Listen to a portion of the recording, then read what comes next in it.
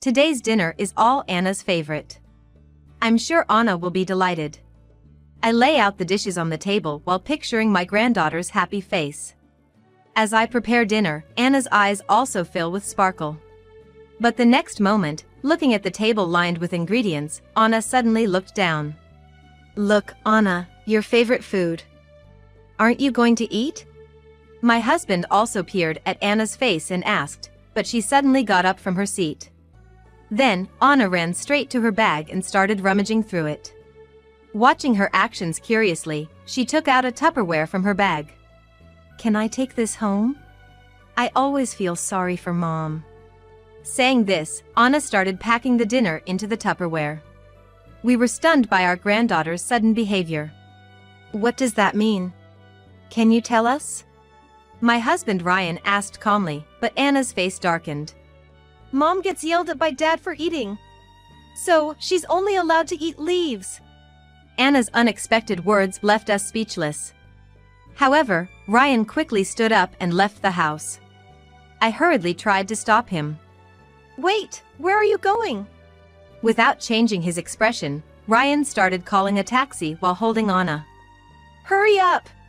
We're going to talk to Michael right away." We immediately headed to my daughter's house in a taxi. What we saw there. My name is Susan. I worked as a childcare worker but retired when I got married. I met Ryan when I started working in my 20s. Ryan was the son of an acquaintance. He worked for a major company, seemed taciturn and unfriendly, but was competent at work. Ryan, 8 years my senior, had failed to find the right person before me. He joined the management department of his company at a young age, had excellent academic credentials, and a high income. But he was slightly difficult, rarely smiled, and was quiet. He was not good at socializing and mostly talked about work during our meetings. Still, Ryan's earnest attitude to communicate won me over gradually. He was more sensitive than I thought and caring towards others.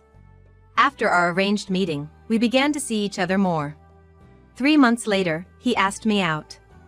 Our relationship deepened, and 2 years later, we married and bought a house, building a happy home. Life was fulfilling. But there was one problem. 2 years into our marriage, we were still childless. Colleagues and friends who married around the same time had children, but we did not. We both loved kids and were saddened by our situation. 5 years into our marriage. We were about to give up hope when we were blessed with our daughter, Isabel. We were overjoyed at finally being able to conceive. I remember feeling ecstatic about finally becoming parents. With Isabel's birth, our life began to shine. Everything revolved around Isabel. Even busy Ryan began to decline his colleagues' invitations, coming straight home for dinner. On his days off, we went on trips, making family time. We adored Isabel immensely. As she grew up and became a university student, she moved away from home. Isabel was still young among us, so her independence worried us. Especially Ryan, he was more worried than anyone else about her, who was living away from us for the first time. "Is Isabel eating well?" "She's fine. She always keeps in touch." Daily photos of her meals sent by Isabel became our joy. A year after she left, Isabel called, her voice bright, wanting to introduce someone. Nervously, we met them during her long break at home. "I'm dating Isabel." The well-dressed young man, Michael, came to our house. They hit it off in the same school and started dating. Although startled by Isabel's first boyfriend, we warmed up to the friendly and cheerful Michael. Michael visited our home with Isabel several times. Since Isabel was an only child, we doted on Michael like a son. Ryan and Michael got along well, occasionally going for drinks. We bonded with Michael like a real family. After graduation, Isabel got a job in a major city. We were proud and supported her. Months later, Michael proposed. They couldn't live together due to their jobs. Wanting to stay together, Isabel agreed to marry.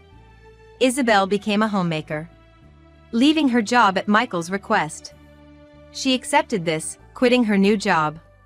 But we should have known more about Michael sooner. As a full-time homemaker, Isabel, supporting her family, used to visit our house about once every 6 months. Since getting married and living in the city, due to Michael's work schedule, it's been hard for Isabel to visit. Michael seems busier with work after marriage, often working late every day. Isabel told me this over our daily phone calls.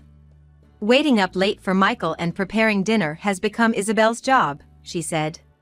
Though Michael seemed tired, Isabel's voice on the phone also sounded weary. Are you getting enough sleep? It's nice to wait for Michael, but you can't afford to get sick yourself. Isabel cheerily assured me she was fine, but recently admitted feeling a bit unwell daily. Feeling sleepy and disliking the smell of cooking, her favorite activity. I didn't have this before. Isabel sounded down about suddenly not being able to eat her favorite foods.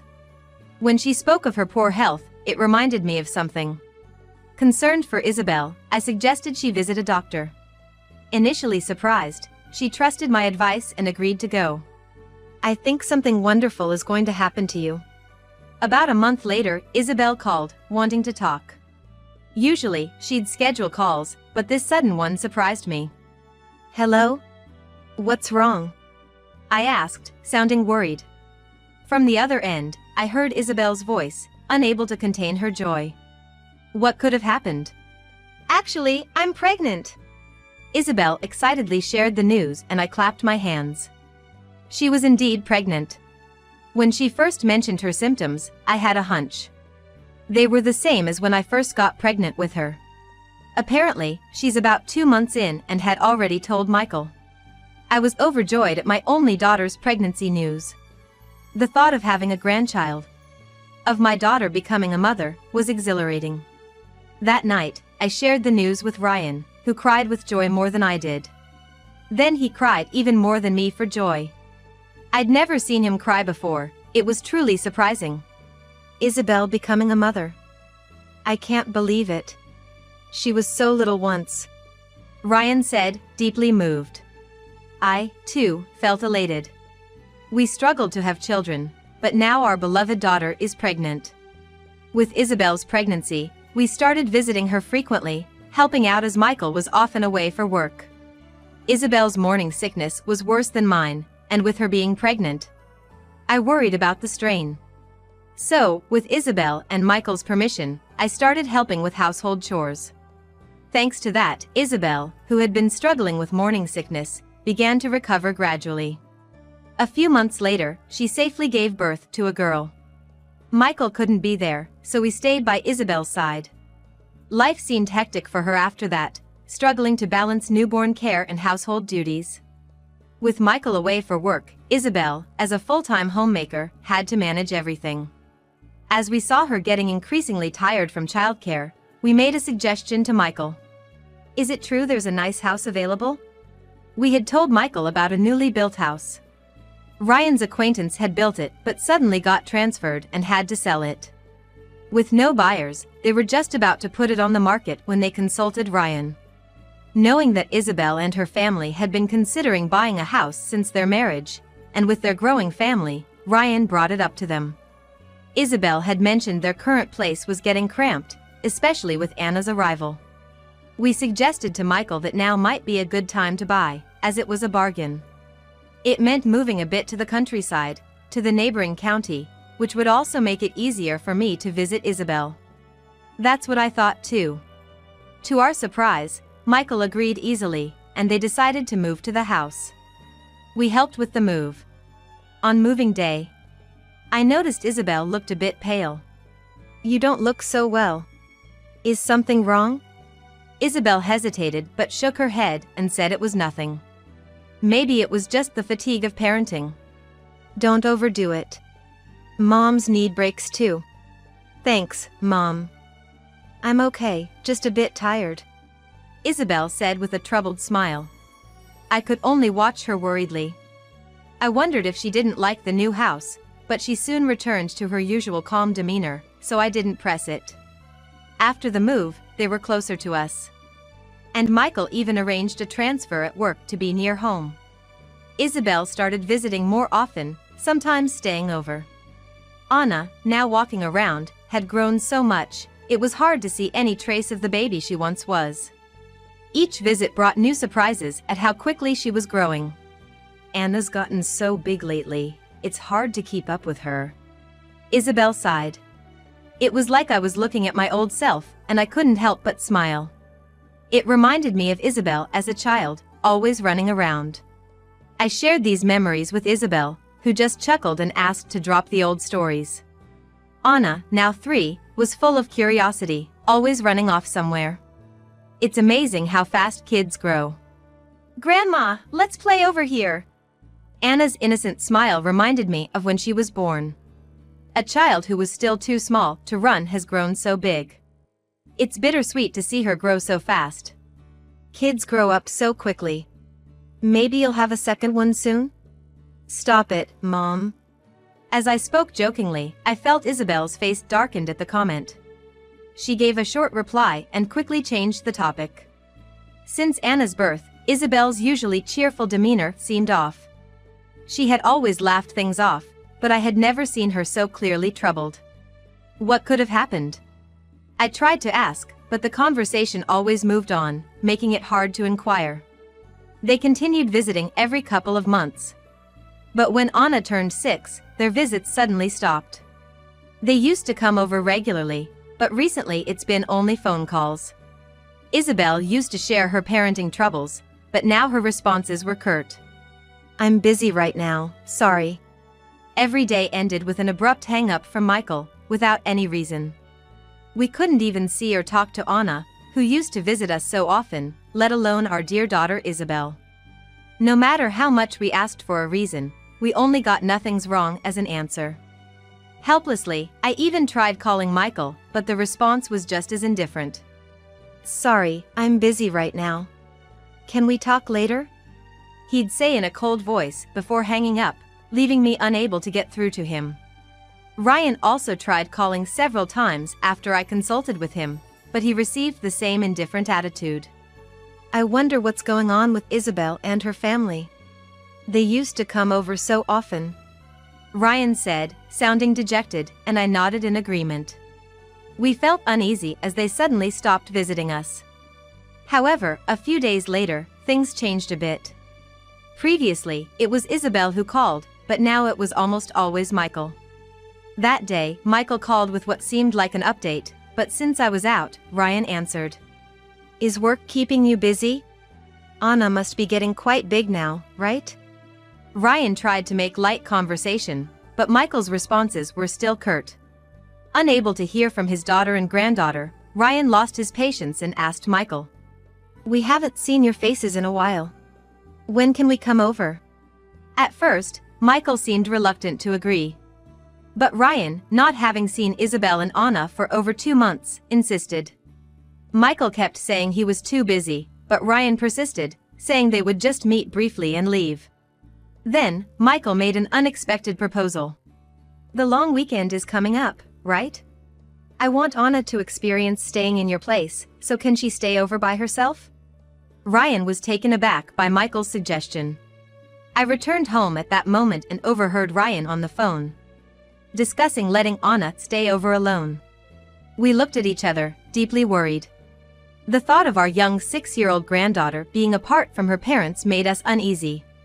We tried to persuade Michael against it, arguing that Anna could learn to act independently at another time, but he was adamant. Anna is already 6 years old. She'll be fine alone. He insisted, leaving us with no more arguments. Of course, we wanted to see Anna, but we also really wanted to see our daughter Isabel. We were concerned about Isabel, who had been lamenting the challenges of parenting, but ultimately, due to being busy with household duties, Isabel didn't come. In the end, it was decided that only Anna would stay over. While we were sad not to see Isabel, the thought of seeing Anna after so long made our hearts leap. When the long weekend started, we picked Anna at their house. As soon as she went outside from her house and saw us, she ran towards us with a big smile. It's been a while. I greeted her. Grandpa, Grandma! Anna reported happily. We hugged her tightly, relieved and proud of her growth. We're so happy to see you. Unfortunately, Isabel was out of the house when we arrived and we couldn't meet her. However, we savored the long-awaited reunion and, on our way home, stopped to buy Anna's favorite sweets. That day, we played until evening, making up for the lost time. Anna, who hadn't seen us in months, could now read and entertained us with stories from her picture books. As we prepared dinner, we cherished Anna's significant growth. Ryan bathed Anna while I prepared her favorite meals. Seeing the table set with her favorite ingredients, Anna, fresh from her bath, lit up and eagerly dug in. "All my favorites!" she exclaimed, clinging to the table with a smile that made me happy too. When we sat down for dinner and Anna lowered her face suddenly, I found it strange and watched her closely. Ryan, worried, spoke to her. "Look, Anna, your favorite food. Aren't you going to eat?" He leaned in and asked, but Anna suddenly got up from her seat. She went straight to her bag and started rummaging through it. I was curious about her actions, and she unexpectedly pulled out a Tupperware container. "Can I take this home? I always feel sorry for Mom," she said abruptly and began packing the dinner into the Tupperware. As I watched in confusion, Ryan immediately asked her for an explanation. "What does that mean? Can you tell us?" he asked gently. Anna, looking downcast, struggled to find the words. "Mom gets yelled at by Dad for eating. So, she's only allowed to eat leaves." I was speechless at her unexpected words. What could have happened to Isabel and her family during the time we couldn't see them? Unable to comprehend Anna's words, Ryan quickly stood up. Sensing something, he grabbed his phone and wallet and hurried out of the house. "Wait! Where are you going?" I called out, trying to stop him. But Ryan, without changing his expression, picked up Anna and started calling a taxi. "Hurry up! We need to talk to Michael right now." We rushed into the taxi that arrived a few minutes later. Ryan, holding my hand tightly, couldn't hide his surprise. To Anna, who was nervously fidgeting, he assured, "It's okay." Taking a deep breath, he looked at Anna. "Grandpa and Grandma are going to give Mom and Dad a surprise visit. Can Anna help us rescue Mom?" he asked, gazing directly at her. Anna's eyes lit up, and she nodded. Seeing them, I also took a deep breath and decided to change my mindset. Such a small child should not be sad. I reassured Anna several times that everything would be okay. "Do you know a spot in the house where we can see inside from the garden? Can you show us?" Ryan asked kindly. Anna, as if remembering something, nodded strongly. "I know! I'm good at hide and seek," she said confidently, and Ryan hugged her tightly.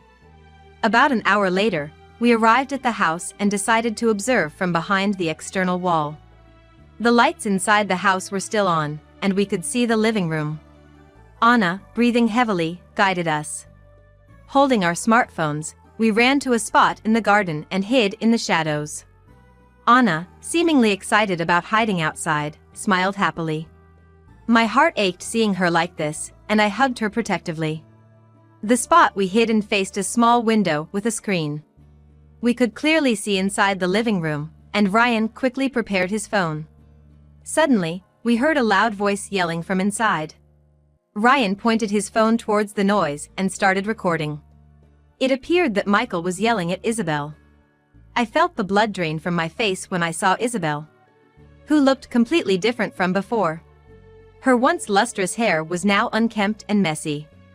Furthermore, she had become extremely thin, her face pale and gaunt. Ryan recorded the scene, his face twisted in anger.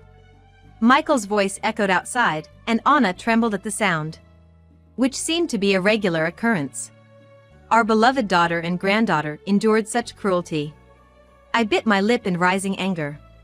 Michael's voice grew louder, and at one point, he swung his hand at Isabel. Ryan immediately burst out, yelling at the window. "Stop it! What are you doing?" he shouted, and Michael and Isabel noticed us. "What? Why are you guys here?" Michael began to panic. Seizing the moment, Isabel unlocked the screen door and rushed into my arms. She had become so frail that I hesitated to hug her. "No, it's not like that. There's a reason for this. Michael started making excuses as he realized he was at a disadvantage. Ryan glared at him. "Be quiet. None of that matters now. Our daughter's life is the top priority." Michael lost his words, his face turning pale. I stood protectively in front of the frightened Anna and Isabel. Ryan kept an eye on Michael to ensure he didn't do anything. Soon after, an ambulance arrived, and we watched as Isabel was taken to the hospital. Ryan immediately contacted the police and reported the abuse his daughter had suffered.